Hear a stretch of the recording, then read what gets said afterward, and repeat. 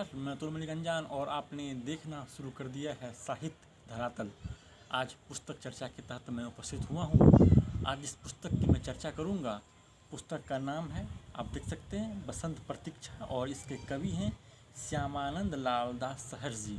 श्यामानंद लाल दास सहर जी अपनी इस पुस्तक में कुल 32 कविताओं को इन्होंने संग्रहित करने का काम किया। आप देख सकते हैं इस पुस्तक में शामिल है 32 कविताएं शामिल है जो इनके जीवन क्रम पर केंद्रित है। और आप अगर इसके समर्पण को देखेंगे तो समर्पण के शब्द को देखेंगे तो आप पाएंगे इन्होंने लिखा है, पतझड़ के छांव तले जीवन भर बैठी रही पर बसंत आने की प्रतीक्षा नहीं की और इस दुनिया से विदा हो गई। तुम्हारी उस विदग्धा मन की आत्मा को बसंत प्रतीक्षा के 2 पुष्प सादर समर्पित। उन्होंने अपनी पत्नी को ये पुस्तक समर्पित किया है, जो आप नाम से ही आप पता लगा सकते हैं कि बसंत प्रतीक्षा श्यामानंद लाल दास सहर जी की यह पुस्तक है। इसकी एक कविता से आपको मैं रूबरू करा दूं। कविता का शीर्षक है गम के आंसू। आप देखिए, ये कविता शीर्षक है गम के आंसू। इस जग में उबा है मन, इस जग से उबा है मन, गम का आंसू पीते पीते। इस जग से उबा है मन, गम का आंसू पीते पीते। हार चुका है मेरा मन, सुनसान घरों में रहते रहते। हार चुका है मेरा मन, सुनसान घरों में रहते रहते। बेगाने बेगाने से परिजन, सूना सूना घर आंगन। बेगाने बेगाने से परिजन, सूना सूना घर आंगन। भटक रहा है सहर्ष का मन, व्यथा मरी राहों पर चलते चलते। भटक रहा है सहर्ष का मन, व्यथा मरी राहों पर चलते चलते। बिलख रहा है एकल मन, पल ही पल पूछ रहा है, क्या सुखद घड़ी लौटेगी, क्या सुखद घड़ी लौटेगी। आएगा फिर से बसंत, आएगा फिर से बसंत, और महकेगा मेरा घर आंगन, और महकेगा मेरा घर आंगन। इसी भावभूमि पर केंद्रित कई कविताएं हैं।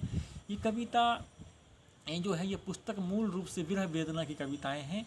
इसको आप देख सकते हैं। और सबसे मैं एक जानकारी आपको दे दूं कि इस पुस्तक की भूमिका मैंने ही लिखी है। इस पुस्तक की भूमिका मैंने अतुल मलिक अनजान ने ही लिखी है। आप देख सकते हैं, भूमिका के चंद शब्द से मैं आपको रूबरू करा दूं। क्योंकि भूमिका मैंने लिखी है तो मैं चाहता हूं कि इसके चंद शब्द से आप भी रूबरू हो जाएं।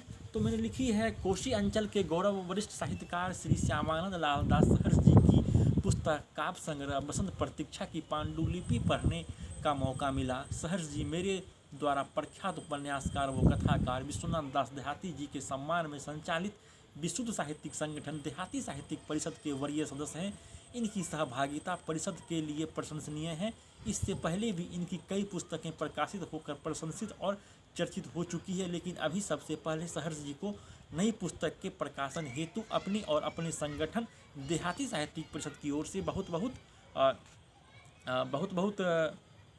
शुभकामनाएं देता हूं। साथ ही साथ आभार भी प्रकट करता हूं कि आपने अपनी कीर्ति से साहित्य के अमूल भंडार को समृद्ध करने का वंदनीय कार्य किया है।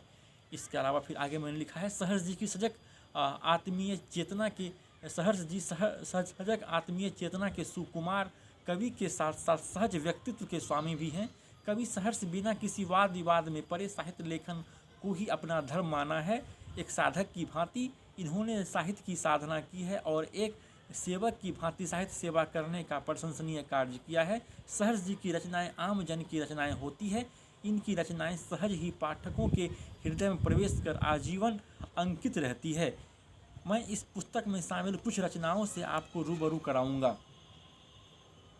देखिए, अनुदानों रंग शीर्षक कविता की यह पंक्ति बसंत के स्वागत के लिए आम्र मंजरी कोमल पल्लवों के वंदनवार लिए खड़ी है। बसंत के स्वागत के लिए भ्रमर गीत कोयल पंचम सुर में गा रही है। फिर इस कविता में एक कवि कहते हैं, कवि क्या कहते हैं, ऐ मनुष्य तुमने बसंत को नहीं पहचाना, ऐ मनुष्य तुमने बसंत को नहीं पहचाना, इससे दूर रहकर अपने जीवन को कठिन बनाया। पहचानो पहचानो, अपने मन को बसंती बनाओ। अगर बासंती नहीं हुआ मन तो पतझड़ ही सदा बना रहेगा जीवन। अगर बासंती नहीं हुआ मन तो पतझड़ ही बना रहेगा जीवन। कितना सूक्ष्म दर्शन है इस कविता में, जो कवि के अथाह अनुभव को प्रमाणित करती है।